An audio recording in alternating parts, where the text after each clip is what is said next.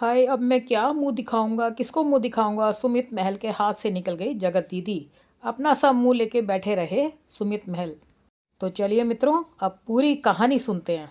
शुरुआत करते हैं अपने प्यारे प्यारे जिज्जाओं के साथ में। गाइजों, जब से हमारे जिज्जाएं जो है ना हमसे दूर हुए, हमारी जिंदगी में बिल्कुल कमजोरी सा छा गया है। आंखों के नीचे मेरे जो है काले खड्डे पड़ने लगे हैं। जिंदगी में बिल्कुल बिल्कुल बंजर सा छा गया है। एकदम से जैसे लगता है एकदम से लुगार बह रहा है, जिंदगी में कुछ भी सही से नहीं चल रहा है। एक समय में हमारे एक जगत जीजा हुआ करते थे, बहुत दिल लगाया था मैंने उनसे, बहुत प्यार था, बहुत याराना हो गया था। हम तो उनके विवाह में जाने के लिए लहंगा चोली सब खरीद लिए थे। चोली लहंगा इसलिए खरीदे थे क्योंकि नाचना था ना। चोली के पीछे क्या है, चोली के पीछे, अरे चुनरी के नीचे क्या है, चुनरी के नीचे। तो उसी को गाने के लिए हमने खरीदा रहा चोली और लहंगा। लेकिन हमारे जिज्जाओं का तो कहीं दूर दूर तक आता पता ही नहीं है। वैसे जगत जिज्जा, आपके लिए भी बहुत सारी खबरें आ रही हैं हमारे पास। सोच रहे बोले या ना बोले, लेकिन एक बात हम आपसे पूछना चाहते हैं जिज्जा। आप जिससे विवाह कर रहे थे, पुनर्विवाह, आपका प्रथम विवाह था लेकिन हमारी लेंडी दीदी का पुनर्विवाह था। तो उनसे आप विवाह कर रहे थे। फिर इसी यूट्यूब वाले गोला पे हमारे लेंडा भैया भी थे। लेंडा भैया ने आपकी धर्म पत्नी को, होने वाली को, एकदम नंगा हूं पुंगा हूं एकदम से शर्मिंदा हूं कर दिया। उनको कहीं का नहीं छोड़ा। उनका चैटवा भी रिलीज कर दिया, उनका सब कुछ रिलीज कर दिया। इस सोशल मीडिया पे सोशल बदनामी कर दिया उनका। जिज्जा जी, अब मुझे ये नहीं पता कि आप पुनर्विवाह करेंगे कि नहीं करेंगे, आपकी मर्जी है। अगर ऊपर वाले ने चाहा, भगवान जाने किस्मत आपकी क्या है कैसी है, मुझे उसके बारे में नॉलेज नहीं है। लेकिन जिज्जा जी, एक बात बताइए कि आपकी तो हो गई ऐतिहासिक बेइज्जती। ऐसा इतिहास में बेइज्जती आपने कभी डिजर्व नहीं किया होगा। तो आपने कभी सोचा कि जो लिंडा कह रहा है क्या वो सारी बतिया सच है? मतलब जो लिंडा अपना चैटवा दिखा रहा है, गंदे गंदे चैट्स दिखा रहा है कि हाँ बाबू जान बेटू, उल्टी पल्टी टट्टी पिसाब, सारी चीजें जो दिखा रहा है, पैंट में बबासीर, सब चीजें, चड्डी बड्डी सब चीजें दिखा रहा है, क्या वो सारी चीजें सही है जीते जी? आप यकीन कर लिए। शादी अगर आपको करनी है तब भी आप इस चीज का इंक्वायरी करवा लीजिए, क्योंकि आपका तो ऐतिहासिक बेइज्जती हुआ है। और अगर आपको शादी नहीं करनी है तब भी आप इस चीज का जो है वो जांच करवा लीजिए, क्योंकि अगर आप जांच नहीं करवाएंगे तब भी आपकी ऐतिहासिक बेइज्जती है। क्योंकि जब आप किसी और से पुनर्विवाह करेंगे तो वो सोशल मीडिया से अंधा तो होगा नहीं, फिर आपकी जिंदगी में जो दाग लगा है ना जी, वो दगवा नहीं धूलेगा। तो जो लिंडा सारी बतिया कह रहा है वो सारी बतिया से अगर आप एग्री करते हैं तो ठीक है, नहीं करते हैं तो आप पुलिस में कंप्लेन करा के अपने हिसाब से जांच करवा लीजिए। क्योंकि लिंडा भैया की बहुत सारी बातें जो है वो मेरे गले के नीचे नहीं उतरती हैं। तो मैं चाह रही हूँ कि आप भी जो है वो सारी चीजें करवा लीजिए। और लिंडा भैया जिस तरीके से इतना सार्वजनिक तौर पे सोशल मीडिया पे जिस तरीके से नंगा हूँ पुंगा हूँ एकदम से शर्मिंदा हूँ किए हैं, तो वो चीजिया का भी तो जांच होना चाहिए ना जिज्जा जी। आपके लिए मुझे बुरा लग रहा है, क्योंकि आपके लिए इसलिए बुरा लग रहा है क्योंकि आपके हिसाब से जो चीजें मिलनी चाहिए वो तो आपको मिली नहीं। आपके झोली में आई बेइज्जती, वो भी सरासर बेइज्जती। एक तरफ था आपका साला लेंडा, दूसरी तरफ थी आपकी धर्मपत्नी लेंडी जी। लेकिन ये दोनों लोग आपस में ऐसे लुलू लुलू कर लिए, बॉम्ब बम बम कर लिया, और आप जो है बीच में ऐसे नून खटाई ही बनाते रह गए जिज्जा जी। तो उसका जजवा करवा लीजिए कि हमारा जो लेंडा है वो सही कह रहा है कि नहीं कह रहा है। जांच करा लीजिए, पुलिस में कंप्लेनवा करा दीजिए लेंडा का, और बोल दीजिए कि इसके फोन की जांच होनी चाहिए। क्योंकि ये अगर इस बार इसके फोन की जांच नहीं हुई तो बहुत बड़ी दिक्कत हो जाएगी। ये फिर 2-4 महीने बाद फिर किसी के साथ कंट्रोवर्सी करेगा, क्योंकि लेंडा भैया को हमारे बिना कंट्रोवर्सी के कोई नहीं देखता है। इनका व्यू 35 से 40 तक आके सीमित हो जाता है। 35-40 हजार मुश्किल से आते हैं इनके मिलियंस व्यूज में से सब्सक्राइबर देखने। तो इसीलिए इनको खुड़बुड़ी अंदर अंदर अंदर जो है खुड़बुड़ी लेसा रहता है। तो उसके लिए वो किसी और से भी कंट्रोवर्सी कर सकते हैं और ये आगे चल करके भी बवाल कर सकते हैं, क्योंकि इन्होंने तो अपने फोनवा से सिर्फ और सिर्फ 40% चीजवा दिखाया है, बाकी 60% चीज तो इन्होंने दिखाया नहीं। मुझे तो 60% चीज इनके मोबाइल में देखना है। वैसे चीजें तो मैंने भी देख लिया है। बाइस्कोप जो इन लोगों का था वो तो सारा हमने अपनी नंगी आंखों से देखा और बड़ी भरपूर आनंद लिया है 4 महीने पहले। अब जो है ये सारी चीज का जांच करवा लीजिए, क्योंकि इनके मोबाइल में और भी बहुत सारी चीजें हैं जिज्जा। मैं अभी से बोल दे रही हूँ कि आगे के लिए रिस्क मत लीजिए, अभी से सारा जांच वांच कर करके क्लियर कर दीजिए। रिश्ता रखना है तो ठीक, नहीं रखना है तो ठीक। रिश्ता तोड़ना है तो इज्जत से तोड़ करके जाइए, सारी चीजें क्लियर करके जाइए। रिश्ता रखना है तो भी इज्जत से रख करके जाइए, क्योंकि आपकी अपनी एक रिस्पेक्ट है जिज्जा। ठीक है जिज्जा, मेरी बतिया समझ गए? तो जरा हमारे चंगू भैया का फोनवा चेक करवा लीजिएगा। फोनवा में उनके बहुत सारी चीजें हैं। ऐसा ना हो कि आगे आने वाले समय में फिर से आपकी जिंदगी में भूचाल मचाएं, बवाल मचाएं। ठीक है जीजा जी।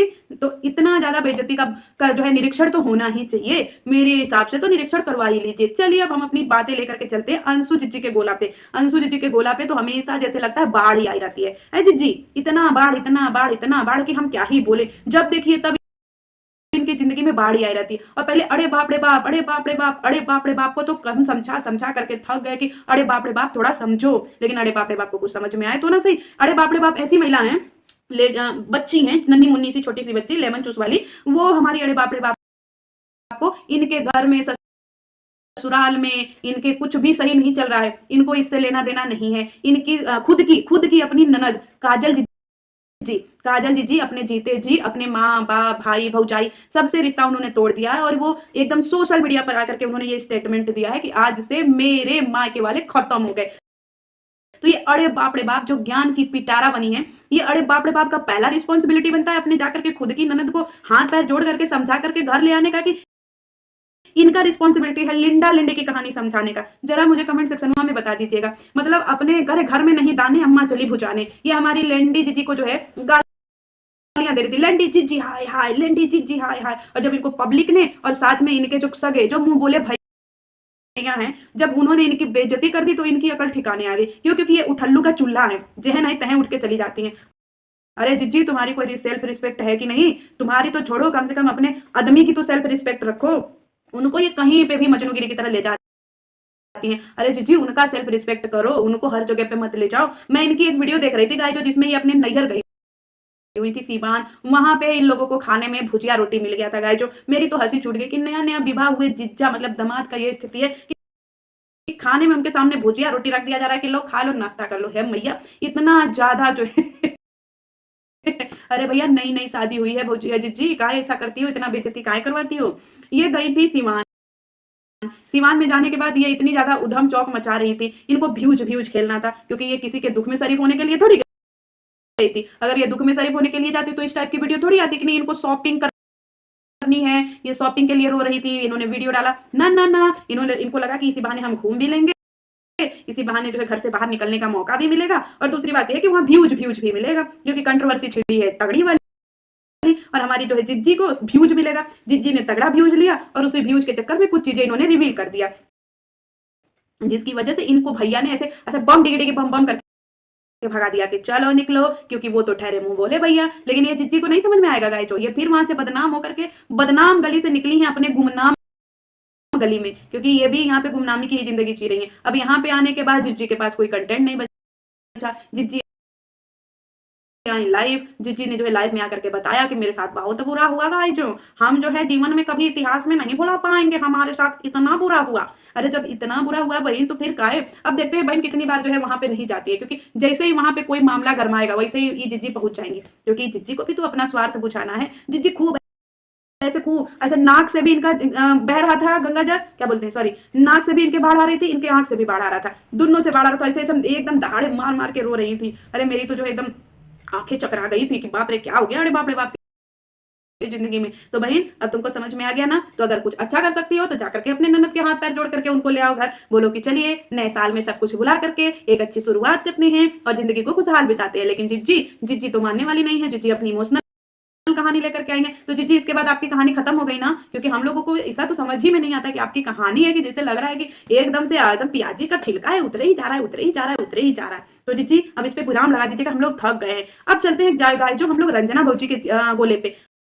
रंजना भौजी का एक अलग ही दुख है गाइस, जो उनकी जिंदगी में दो ही दुख है, एक उनके पति, दूसरा उनका नैहर। इसके अलावा उनकी जिंदगी में कुछ नहीं है। उनको जब दुख होता है वो अपने पति को कहती है और उनको जब मन होता है वो झोला उठा करके नैहर चली जाती है। अरे कल तक तो आप एजेंडा गाड़ी हुई थी कि हम अपने जेठानी के साथ हैं, हम भी अपनी जेठानी के साथ स्टैंड लेंगे, जूता स्टैंड लेंगे, चप्पल स्टैंड लेंगे, स्टैंड ही स्टैंड लेंगे। आज क्या हो गया? आज बुलक रही थी हमारी जो है भौजी कि इनके पति का ये बर्थडे नहीं मनाते। अरे भौजी ये कोई बहुत बड़ी चीज नहीं है, बर्थडे तो किसी दिन भी मना सकते, जरूरी थोड़ी है कि नहीं एक ही तिथि पे। अरे जिस दिन जीवन में खुशी उसी दिन बर्थडे, जिस दिन चेहरे पे मुस्कान उसी दिन हमारी जिंदगी में होली, जिस दिन हमारे चेहरे पे खुशी उसी दिन हमारी जिंदगी में दिवाली। खुशियों को मनाने के लिए कोई दिन या डेट की जरूरत नहीं पड़ती है भौजी। एक तुम्हारी बहन भौजी वैसे ही हम लोगों का जिंदगी नरक बनाई हुई है, एक आप जो है रो रो करके नरक बना रही है।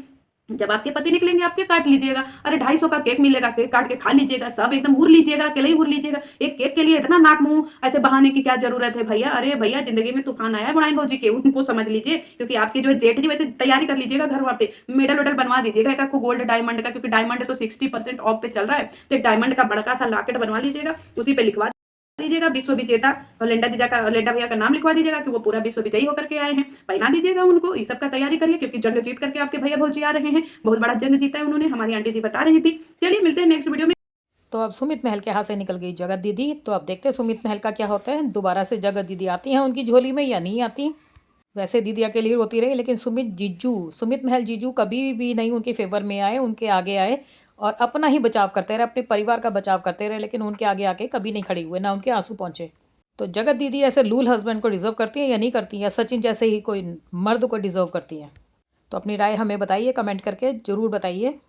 तब तक सिजलिंग बी को इजाज़त दीजिए। खुदा हाफिज़।